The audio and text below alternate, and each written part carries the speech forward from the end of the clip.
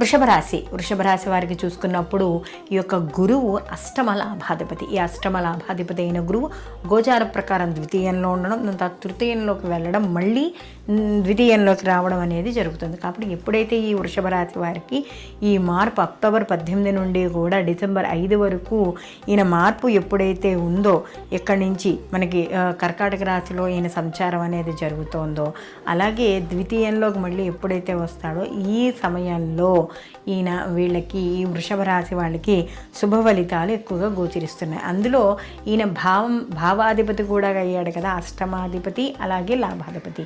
కాబట్టి ఆకస్మికంగా ఏమైనా కోర్టు వ్యవహారాలు ఏమైనా ఉన్నా అవి కొలిక్కి రావడం, లేదా ఏమైనా స్థిరాస్తులు ఏవైనా కోర్టు పరంగా ఏవైనా అంటే తాత ముత్తాతల ఆస్తులు కావచ్చు, తండ్రికి సంబంధించిన ఆస్తులు కావచ్చు, ఏవైనా అన్నదమ్ముల మధ్య ఏమైనా విభేదాలు ఉండి కోర్టులోకి వెళ్ళినా, లేదా కోర్టుకు సంబంధించిన వ్యవహారాలు ఏవైనా ముందుకు వెళ్ళలేకపోయినా ఇవన్నీ కూడా ముందుకు వెళ్ళి వీళ్ళకి అనుకూలంగా రావడం అనేది జరుగుతుంది. అలాగే ఎవరైతే నిరుద్యోగులు ఉన్నారో ఆ నిరుద్యోగులకి ఉద్యోగాలు రావడం అనేది జరుగుతుంది. అలాగే విద్యార్థులకు కూడా మంచి ఉత్తీర్ణత రావడము, అలాగే ఎవరైనా హైయర్ ఎడ్యుకేషన్ కోసం ఎవరైతే అప్లై చేశారో వాళ్ళందరికీ కూడా రావడము, అలాగే విదేశీ విద్య, దూర విద్య, లేకపోతే వాళ్ళు ఏవైతే కోర్సులు చేయాలనుకుంటున్నారో ఆ కోర్సుల్లో వీళ్ళకి తగ్గినట్టుగా సీట్లు రావడం, సంతానపరంగా శుభవార్తలు వినడం, వ్యాపారాలు, ఆకస్మికంగా చేస్తున్న వ్యాపారాలలో వృద్ధి,